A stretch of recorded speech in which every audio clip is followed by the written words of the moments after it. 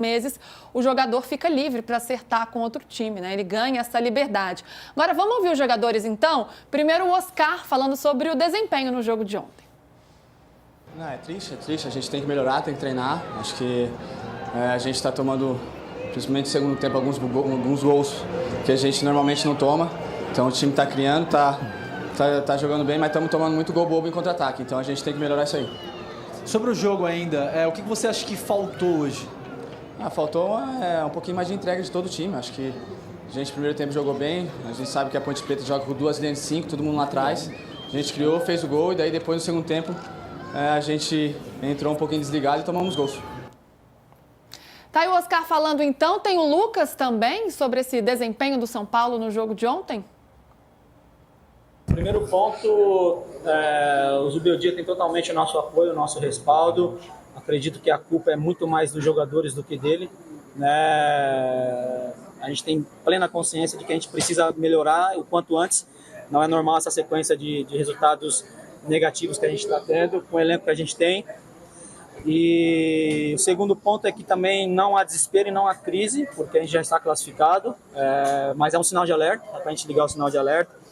Terceiro ponto, não tem nada, absolutamente nada a ver com a questão de salário atrasado. Isso aí são coisas que a gente vai resolver internamente. Quando a gente entra em campo, a gente quer fazer o nosso melhor, a gente quer ganhar. Infelizmente, as coisas não estão acontecendo. É momento de trabalhar, de falar menos, trabalhar mais, para que a gente possa mudar essa situação o quanto antes, para a gente chegar bem na fase decisiva. Tá aí o Lucas, então, prestando apoio ao técnico Luiz Zubeldia, dizendo que confia no trabalho dele e que o atraso de salário não vem influenciando o time em campo. Ô, Hernan, pensando ainda no quanto essa questão reverbera dentro do elenco, né? O Lucas trouxe a palavra dele, mas será que os outros pensam da mesma forma? A gente até estava debatendo aqui o quanto isso pode afetar o jogador em campo, né? Uma questão emocional, uma questão de motivação. Você acredita nisso pelo que você conversa ou são coisas paralelas, distintas e uma não influencia a outra? Existem duas situações que estão acontecendo hoje internamente no São Paulo. A primeira é a pressão e a cobrança em cima da melhora do trabalho da comissão técnica. E eu posso falar isso em cima da pressão que eu quero dizer, o futuro do Zubeldia daqui a pouquinho. Mas a outra parte que eu quero dizer e que é importante e que é muito do que o Lucas falou na zona mista e o Caleri também, os líderes do elenco estão insatisfeitos com o desempenho do time como um todo. Então, assim, os líderes estão cobrando melhoria no time e eles também estão se cobrando. Então, assim, fica muito assim, beleza, o trabalho precisa melhorar, o técnico, existe uma questão ali que tem pressão em cima dele, jogador não é criança, jogador sabe quando o técnico está pressionado e eles sabem que há uma pressão e há um questionamento em cima do trabalho do Zubeldia. Só que entre os jogadores, no fechamento do vestiário, eles têm a consciência de que esse time pode dar mais. E eles sabem que daqui a pouco estarão também na linha de crítica. Aliás, muita gente já começa a debater, mas o elenco tem mais qualidade do que o ano passado e não está entregando. Mas os jogadores precisam entregar mais, não é só a comissão técnica, quem joga é o jogador, né? Uma coisa é o trabalho durante a semana, outra coisa é o desempenho dentro de campo. Então, os jogadores estão percebendo que precisam melhorar e há uma cobrança entre eles para que o time tenha essa melhora. E isso parte dos líderes, Rafael, Caleri, Lucas, Oscar, com todo o elenco. Juntou todo mundo e falou, precisa melhorar, esse time pode ir mais. Daqui a pouco começa a crítica pesada em cima da gente. Então, os jogadores estão muito nesse movimento. E aí é uma pressão sobre eles mesmos, né? Que eles também consideram que eles podem melhorar, mas imagino que sobre o trabalho da comissão técnica também, coletivamente. Ou seria mais algo fechado entre os jogadores mesmo? Entre eles. Tá, é uma parada entre eles. Tá. Porque o trabalho está lá, né? O próprio Lucas falou, o Zubeldia faz um bom trabalho, a gente tem que defender ele. O mesmo discurso que se tinha quando tinha o trabalho do Carpini. O próprio Lucas saía nas entrevistas e falava, não, o trabalho do Carpini é bom, tem que deixar ele trabalhar. Publicamente era de apoio ao Carpini. Publicamente era assim. E sempre vai ser, né? Mas assim, a questão dos jogadores é o que está pegando e que era um movimento que não se via antes. e que dessa vez está muito Que nítido. no ano passado se falava o seguinte, que desde o ano passado, ou desde o ano retrasado da Copa do Brasil, que o grupo que antes, até 2022, se cobrava que era um grupo apático, deixou de ser apático e que sentava no vestiário, o Rafinha era muito símbolo disso, que entrava no vestiário e puxava muito, dizendo, cara, não tá dando, e o time passou a ser muito mais vibrante e as cobranças de vestiário eram muito maiores. O Rafinha saiu do grupo, pode ser um ingrediente. O que a Mili está falando também, pela minha apuração e pela minha sensibilidade, eu não acho que seja isso. É claro que qualquer pessoa, Mili, ou qualquer pessoa pode olhar, quando tem informação de que tem salário já atrasado, isso pode levar a entender que é um dos problemas. Eu entendo que não é, porque eu conversei com algumas pessoas, entendo isso. Posso estar errado, eu respeito todas as posições diferentes. Eu acho que tem uma coisa da mudança do grupo e da mudança do time taticamente. Agora, o fato é, taticamente eu digo, o Oscar joga pela esquerda, a recomposição do Ferreirinha, por exemplo, é maior do que quando você tem Lucas, Luciano, Oscar e Caleri. Mas o fato é, quando o Caleri diz, olha, nós não ganhamos os últimos 5 jogos e o sexto de trás para frente, que foi contra o Mirassol, foi 4-1, mas a gente também não jogou bem. Isso é muito forte, levando em consideração, é muito simbólico, levando em consideração que o time jogou 11 vezes. E nós estamos falando de 6 jogos seguidos ruins, dito pelo Caleri. E PVC, tem uma outra situação também que eu, inclusive, citei aqui no De Primeira. Existe uma linha do tempo entre o jogo do Corinthians até o jogo do Mirassol. E aí, questionando algumas pessoas sobre esse jogo do Corinthians como um jogo bom, veio uma resposta do outro lado falando, mas o Rafael fez uma grande defesa numa cabeçada do Ramalho, se eu não me engano, ou do Kaká, não me lembro, e que se tivesse o Corinthians feito o gol, poderia mudar o rumo da história. O Corinthians também atacou, enfim, o São Paulo estava com mais volume, mas o Corinthians criou mais chances. Então, assim, há um incômodo sobre as atuações do São Paulo. A falta de evolução do time desde a pré-temporada. Há um incômodo claro hoje e isso é uma cobrança de melhora e que esses jogos finais do Campeonato Paulista vão ser determinantes para o futuro do Zubeldia. Além desse incômodo sobre a falta de evolução, a gente pode olhar pelo ponto de que talvez tenha regredido, talvez tenha piorado, involuído. Sim. E aí, Emília, eu queria ver se você observa isso, porque, como eu falei no início do programa, a gente viu uma perspectiva muito otimista do São Paulo no início da temporada.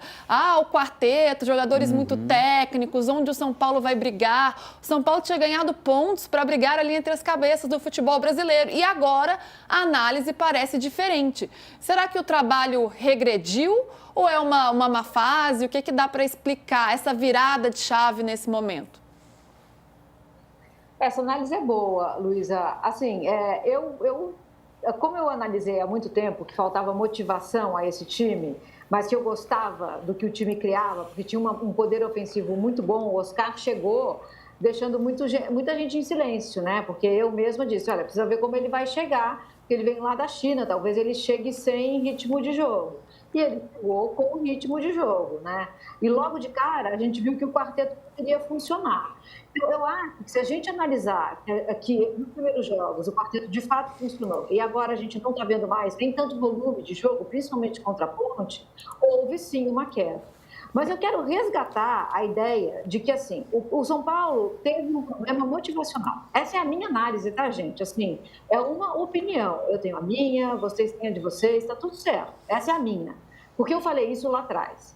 Há um problema de motivação nesse time. O que causa o problema de motivação nesse time, a gente pode especular.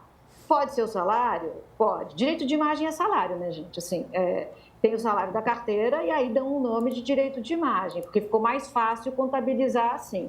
Mas direito de imagem é salário, que é aquilo que é acordado entre o contratante e o contratado. Se não está sendo pago, pode ser esse um desmotivador? Pode, perfeitamente ser esse um desmotivador. Pode ser uma falta de conexão entre a comissão e o time, de maneira a conseguir motivar essa galera? Pode. pode haver esses problemas táticos que o PVC está falando? Eu acho que sim. Eu noto em um outro jogo. Mas acho que, por exemplo, contra o Corinthians, o São Paulo foi muito melhor. São Paulo, é claro que o Corinthians podia ter marcado, é um jogo de bola, né? E é o Corinthians e São Paulo. Mas o São Paulo dominou. Então, eu acho que essa involução que a gente vê claramente, acho que pode ser causada porque a gente está aqui de fora falando, esse time não está jogando bola. E o time estava jogando bola. A avaliação, a minha e a deles era essa. Eles saíam do jogo dizendo, não, a gente jogou bem, a gente produziu, a bola não entrou. Eu acho que o time estava jogando bola. Agora pode ser uma combinação de falta de motivação com uma certa melancolia de falar, cara, a gente não está mais conseguindo. Pode ser. O que causou isso? Talvez esse oba-oba de começo de campeonato, a gente está tentando montar um time e a avaliação lá de fora vem, não estão jogando nada, não estão jogando nada, não estão jogando nada. E aí a profecia se realiza. E eu acho que, gente, assim, eu acho que é isso. Esse é um time, tecnicamente, é um dos melhores do Brasil hoje. E já mostrou que pode encaixar. Vai ter ambiente para reencaixar? Aí eu não sei. Porque aí a gente está falando de todas essas variáveis. Eu estou falando de 6 jogos, só para corrigir, porque são 7. Porque o 7º de trás para frente é a derrota da Vila Belmiro. É o do Santos, exatamente. E ali que começa esse sinal de alerta, né? No clássico da Vila Belmiro, onde o São Paulo faz o primeiro gol e depois toma a virada, toma 3 gols e tem uma substituição que é muito questionada, né? Que ele tira o Pablo Maia e coloca o Ferreirinha, tira um volante e aí abre o time. Enfim, existem questionamentos e é importante essa informação que, assim, hoje, da análise do trabalho do Zubeldia, é a seguinte análise. O time tem problemas defensivos. Os maiores problemas hoje na análise da direção, da alta cúpula em relação à comissão técnica, são problemas defensivos do São Paulo no Campeonato Paulista, nos jogos que o São Paulo está disputando nessa temporada. Ontem a defesa falhou nos 2 gols da Ponte Preta, né? A zaga completa, os laterais também. Mas o ponto pode não ser... A explosão no sistema defensivo pode começar no meio campo. E aí vamos voltar para uma crítica que se fazia ao Zubeldia do ano passado. A época que a gente estava fritando o Zubeldia. Não estava. O Zubeldia, uma observação que se fazia sobre o Zubeldia, muitas vezes se disse que ele não tinha coragem de tirar o Luciano do time. E hoje, você não vai tirar nem o Lucas do time, nem o Oscar do time, nem o Caleri do time. Eu não estou dizendo aqui que ele não tem coragem para tirar um dos 4 do time.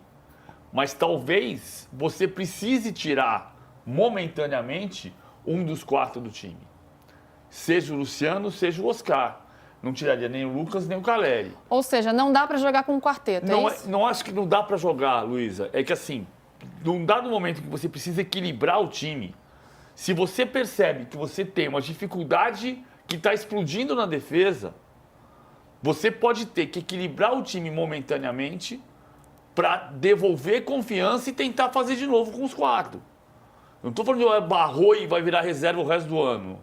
Mas pode ser o momento de você fazer um time que se equilibre com 3 homens de meio campo, com o Marcos Antônio, por exemplo, ou com o Ferreirinha, que embora seja atacante, corre mais para trás do que o Oscar e o Luciano, para tentar devolver a confiança e depois tentar dar um passo para trás para dar 2 passos para frente depois. Só que para isso você precisa chegar. O chefe vai fazer isso, né? O líder tem que fazer isso. Vem cá, ó. Agora eu preciso contar com você de outro jeito. Preciso que você fique no banco.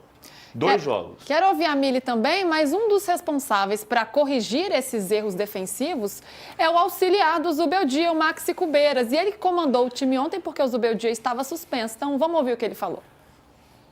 Esta derrota, como algunos o los empates anteriores donde todos sentimos que lo podíamos haber ganado o que lo tendríamos que haber ganado y por alguna distracción, por alguna falla no pudimos salir con la victoria y bueno, obviamente que son pequeñas cositas que van sumando y hacen que todos pierdan un poco de confianza y a la vez genere por ahí un condicionamiento, una presión, ¿viste? De querer demostrar, de querer ajustar más todavía y bueno, eso nos lleva a veces a tomar malas decisiones. E aí, Mili, pelo que a gente ouviu aí do Cubeiras e também de tudo que a gente está conversando aqui, dá para jogar com um quarteto ou o time realmente fica muito exposto e defensivamente é um problema? Eu nunca vou achar que jogadores tão técnicos como esses 4 não podem jogar juntos. Eu acho que é a responsabilidade do treinador encaixar. E para ser um time tão defensivo quanto ofensivo, um time vibrante, um time que se adeque à capacidade técnica de 4 caras como esses, né? A análise de que há um problema defensivo, ela me parece bem real, assim. Há um problema defensivo, né? E que precisa ser corrigido. O que eu também acho curioso, assim, a gente está em tempos muito definidores, né? O time é bom ou o time é ruim? O time vai dar certo ou o time não vai dar certo? Precisa sair o Zubeldia ou o Zubeldia tem que ficar? Eu acho que tem tanta coisa entre esses extremos, porque assim, há um problema defensivo. Vamos trabalhar para corrigir. Reuniões, e precisa ver se o Zubeldia tem essa capacidade, como eu imagino que tenha. Quando fecha essa janela, gente? Eu não vejo a hora dessa janela. Precisa 28. contratar mais alguém? Sexta de 28, carnaval. tá chegando. Tá chegando. 3 dias antes da Fernanda Torres ganhar o Oscar. E o filme também. Ainda estou aqui. Então, eu acho que tem tudo entre os extremos, sabe? A gente não está sendo capaz de falar sobre extremos. A gente quer decidir logo, assim, é do bem ou é do mal, né? A gente hoje separa as pessoas assim. E a gente é tudo, né? Então, não sei, eu acho que esse time seria uma pena. Seria uma pena se não houvesse uma maneira de encaixar Oscar, Lucas, Caleri e Luciano e montar um time competitivo para 2025. Agora tem um detalhe. O time ontem, depois que tomou o segundo gol, no ataque também foi absolutamente insípido. Sim, um problema ofensivo também. Hoje tem problema nos dois lados. E aí, André Hernan, eu quero te perguntar uma tarja que estava ali, agora não está mais, que era o seguinte: Zubeldia balança no São Paulo, sendo bem direta para você.